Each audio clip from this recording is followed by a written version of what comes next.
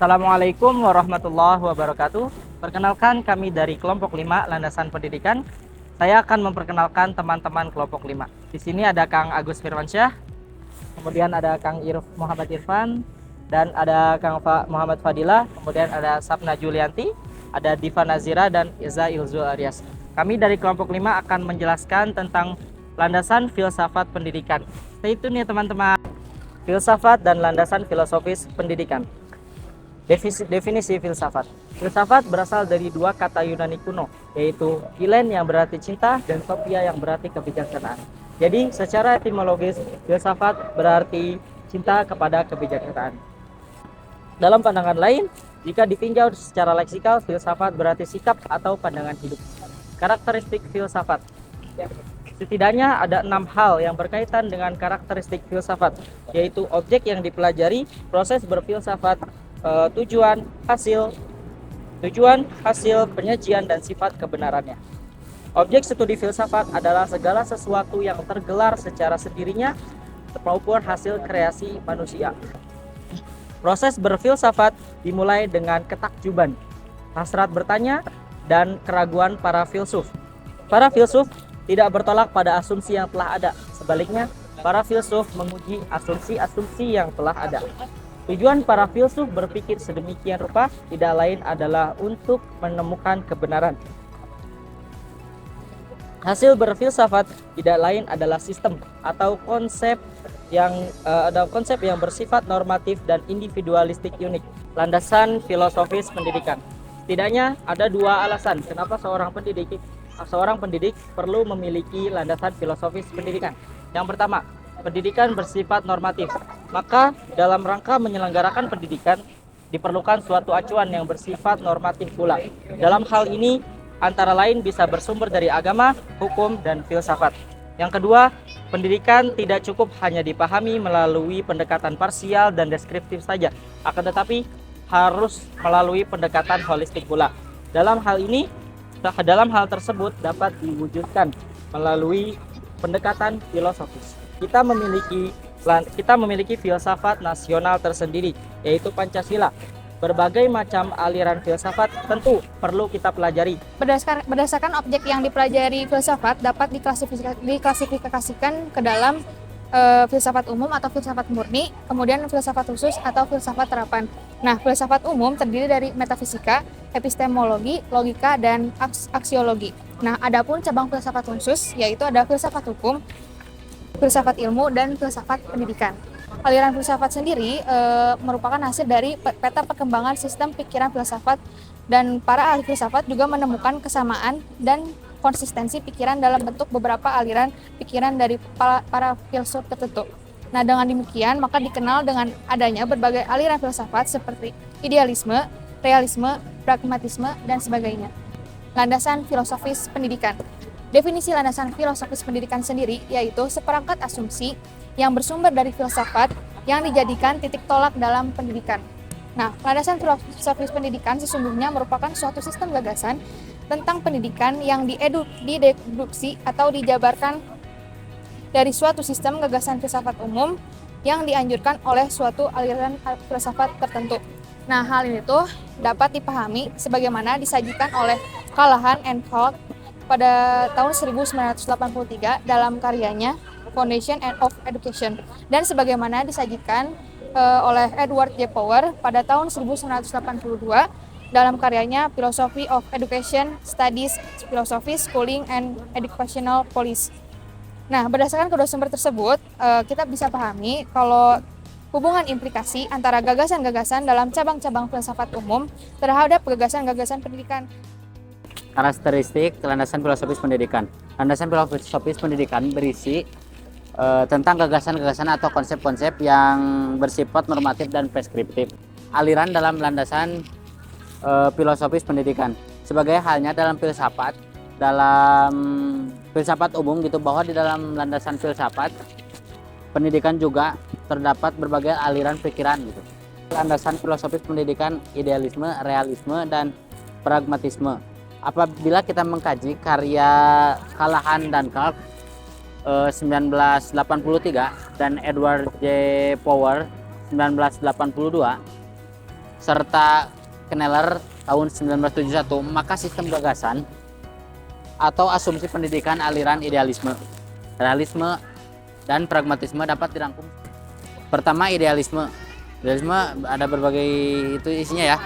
Yang A ada konsep filsafat umum idealisme. Ada metafisika bahwa realitas manusia itu bisa memiliki tujuan hidup, bisa membedakan yang benar dan yang salah. Yang kedua ada epistemologi. Pengetahuan diperoleh dengan cara mengingat kembali atau berpikir melalui intuisi. Dan yang ketiga ada aksiologi. Manusia diperintah oleh nilai moral imperatif yang bersumber dari realitas yang absolut. Implikasi terhadap pendidikan. Tujuan pendidikan adalah membentuk karakter, pengembangan bakat insani, dan kebijakan sosial. Kurikulum atau isi pendidikan, pengembangan kemampuan berpikir melalui pendidikan liberal, penyiapan keterampilan bekerja sesuatu, mata pencarian melalui pendidikan praktis. Baik, dalam hal ini saya akan membahas tentang realisme. Dalam pembahasan ini, realisme terbagi atas dua pembahasan. Yang pertama tentang konsep filsafat umum realisme, kemudian yang kedua implikasi terhadap pendidik. Baik, langsung saja kita masuk kepada konsep filsafat umum realisme. Para filosofi realisme umumnya memandang dunia dalam pengertian materi yang hadir dengan sendirinya, tertata dalam hubungan-hubungan yang teratur di luar campur tangan manusia itu sendiri. Hakikat manusia terletak pada apa yang dikerjakannya, pikiran ataupun jiwa. Merupakan suatu organisme yang sangat rumit yang mampu berpikir. Manusia bisa bebas ataupun bahkan bisa tidak bebas. Dunia yang hadir tidak tergantung pada pemikiran ataupun pengetahuan, tidak dapat mengubah eksistensi realitas. Selanjutnya, pada pembahasan yang berikutnya yaitu implikasi terhadap pendidikan. Pendidikan bertujuan untuk menyesuaikan diri dalam hidup dan mampu melaksanakan tanggung jawab sosial. Pendidik harus mampu menguasai atau bahkan mengetahui teknik-teknik cara mengajar dan mampu berpikir untuk bagaimana caranya menciptakan proses belajar mengajar yang inovatif. Kemudian pada poin selanjutnya yaitu menjelaskan tentang pragmatisme. Yang pertama tentang konsep filsafat umum pragmatisme, yang mana pragmatisme anti metafisika.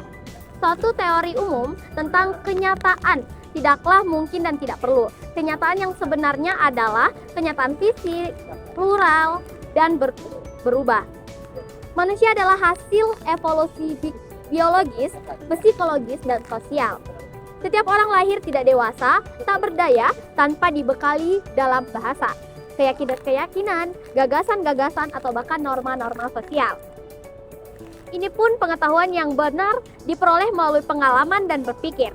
Pengetahuan adalah relatif, dan pengetahuan yang benar adalah berguna dalam kehidupan. Implikasi pragmatisme terhadap sebuah pendidikan. Jadi apa sih tujuan dari pendidikan kita itu? Tujuan pendidikan ini tidak ditentukan dari luar dan tidak ada tujuan akhir dalam pendidikan. Tujuan pendidikan adalah memperoleh pengalaman yang berguna untuk mampu memecahkan masalah-masalah baru dalam kehidupan individual maupun kehidupan sosial. Nah, dalam mencapai tujuan pendidikan ini, kita membutuhkan sebuah kurikulum pendidikan. Nah, apa sih kurikulum itu? Jadi, kurikulum ini berisi pengalaman-pengalaman yang telah teruji yang sesuai dengan minat dan bakat juga kebutuhan siswa. Landasan filsafat pendidikan nasional. Apa sih landasan filsafat pendidikan nasional ini? Nah, landasan ini adalah Pancasila, karena Pancasila adalah dasar dari negara Republik Indonesia. Pancasila ini maksudnya adalah rumusan yang termaktub dalam pembukaan Undang-Undang Dasar Negara Republik Indonesia tahun 1945, yaitu ketuhanan yang Maha Esa, kemanusiaan yang adil dan beradab, persatuan Indonesia, kerakyatan yang dipimpin oleh hikmat dan kebijaksanaan dalam permusyawaratan perwakilan, lalu yang terakhir ada keadilan sosial bagi seluruh rakyat Indonesia. Karena Pancasila di sini digunakan sebagai dasar negara Indonesia, maka implikasinya juga adalah dasar pendidikan nasional. Sejalan dengan pasal 2 Undang-Undang Dasar Republik Indonesia nomor 20 tahun 2003 tentang sistem pendidikan nasional, yang menyatakan bahwa pendidikan nasional adalah pendidikan yang berdasar kepada Pancasila dan Undang-Undang Dasar Negara Republik Indonesia tahun 1945. Kita akan bahas tentang konsep filsafat umum yang bagian metafisika. Dalam metafisika ini ada hakikat realitas. Bahasa Indonesia meyakini bahwa adanya alam semesta ini tidak dengan sendirinya, tetapi karena adanya Sang Maha Pencipta, yaitu Tuhan Yang Maha Esa. Di alam semesta ini bukan hanya realitas fisik atau non fisik saja, tetapi ada juga realitas fana. Contohnya dalam realitas fana ini yaitu karena adanya alam semesta ini sebagai tempat dan sarana bagi kelangsungan hidup manusia. Lalu dalam metafisika ada juga hakikat manusia. Manusia adalah kesatuan badan dan rohani yang hidup dalam ruang dan waktu, memiliki kesadaran dan penyadaran diri. Manusia dibekali potensi untuk mampu beriman dan bertakwa kepada Tuhan Yang Maha Esa. Pancasila juga mengajarkan bahwa eksistensi manusia bersifat monopluralis, tapi juga bersifat integral, yang berarti manusia yang serba dimensi itu hakikatnya adalah satu kesatuan yang utuh. Lalu selanjutnya kita akan membahas epistemologi. Di dalam epistemologi ada hakikat pengetahuan. Segala pengetahuan hakikatnya bersumber dari sumber yang pertama, yaitu Tuhan Yang Maha Esa. Kebenaran pengetahuan ada yang bersifat mutlak dan ada yang bersifat relatif. Pengetahuan yang bersifat mutlak diyakini mutlak kebenarannya di atas dasar keimanan kepada Tuhan Yang Maha Esa.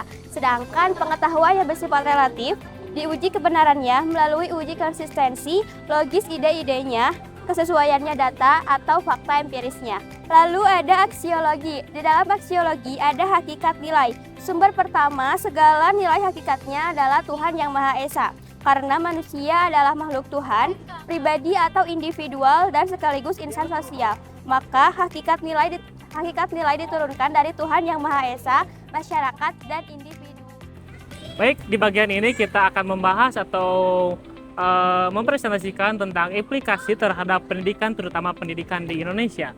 Lalu bagian pertama itu apa sih pengertian pendidikan? Nah, teman-teman, menurut Undang-Undang Republik Indonesia tahun 2003 menyebutkan bahwa pendidikan adalah usaha sadar dan terencana untuk mewujudkan suasana dan proses pembelajaran agar peserta didik aktif mengembangkan potensi dalam dirinya untuk memiliki kekuatan spiritual keagamaan, pengendalian diri, dan kepribadian. Tujuan pendidikan ini berbeda, tapi tetap dalam satu aturan, yaitu Undang-Undang Republik Indonesia tahun 2003 pasal 20. Nah, pendidikan bertujuan untuk berkembangnya potensi peserta didik agar menjadi manusia yang beriman dan bertakwa kepada Tuhan Yang Maha Esa, juga menjadi warga negara yang demokratis serta bertanggung jawab. Tentang implikasi terhadap pendidikan pada bagian kurikulum. Nah, pada bagian kurikulum ini disusun sesuai dengan jenjang pendidikan dalam kerangka Negara Kesatuan Republik Indonesia atau kita sebut dengan NKRI, dengan memperhatikan pertama peningkatan iman dan takwa tentunya kepada Tuhan Yang Maha Esa. Selanjutnya peningkatan akhlak yang mulia, peningkatan potensi kecerdasan dan minat peserta didik selaku yang kita ajar. Selanjutnya yang keempat ada keragaman potensi daerah dan lingkungannya masing-masing. Kelima, tuntunan pembangunan daerah dan nasional yang strategis. Keenam, tuntunan dunia kerja. Ketujuh, perkembangan ilmu pengetahuan, teknologi dan seni. Yang kedelapan, ketentuan mengenai pengembangan kurikulum sebagaimana yang dimaksud dalam peraturan pemerintah pada pasal 36 Undang-Undang Republik Indonesia tahun 2003 tentang sistem pendidikan nasional. Selanjutnya ada orientasi pendidikan. Nah, pendidikan memiliki dua fungsi utama. Nah, dua fungsi utama yaitu fungsi konservasi dan fungsi kreasi. Fungsi konservasi dilandasi asumsi bahwa terdapat nilai-nilai pengetahuan, norma, dan kebiasaan-kebiasaan dan sebagainya yang dijunjung tinggi dan dipandang berharga untuk tetap dipertahankan. Baik teman-teman, itulah hasil dari kelompok kami, itu kelompok 5. Tentang apa teman-teman? Landasan filosofi pendidikan. Oke, mungkin sekian, kurang lebihnya mohon maaf. Semoga apa yang kita berikan atau ilmu yang kita berikan kepada teman-teman semua hadirin yang menyaksikan, semoga ada manfaat dan guna untuk teman-teman sekalian.